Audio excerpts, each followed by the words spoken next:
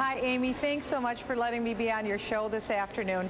It really isn't an example where you have to choose between the environment or between personal choice. You can have both. And what my bill says is that, well, I should just back up and say Congress passed a bill last year that mandated that by the year 2012, so just in very few years, we won't be able to purchase an incandescent light bulb anymore. That's it. The government has decided which light bulbs we have to choose, and it's the carbon fluorescent light bulbs. I have nothing against those light bulbs. I think they're wonderful, but I think that the American public should have the right to choose which light bulb they'd like to purchase, because there are some real environmental concerns with the carbon fluorescent light bulb.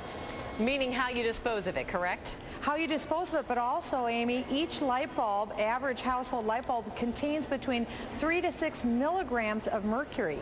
There's a question about how that mercury will fill up our landfills, and also if you break one in your home, you'll have mercury that instantaneously vaporizes in your home. That poses a very real threat to children, disabled people, pets, senior citizens, and I just think it's very important that Americans have the choice to decide, would they like an incandescent light bulb or would they like a carbon fluorescent, and I think the market can make that decision.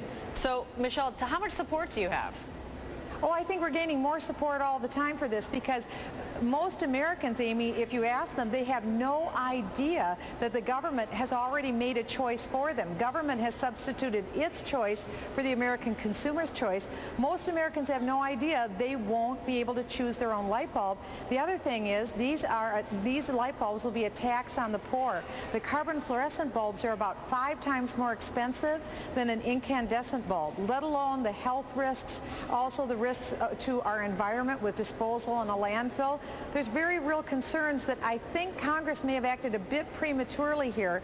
This is not new technology. The fluorescent light bulbs have been around for decades. The American consumer just has chosen the incandescent over the carbon fluorescent.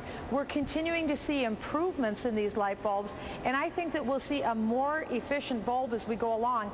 I just don't think it's a good idea for Congress to jump on board fads every time a fad comes along. I think we can trust the intelligence of the American consumer to make the choice that they'd like to make.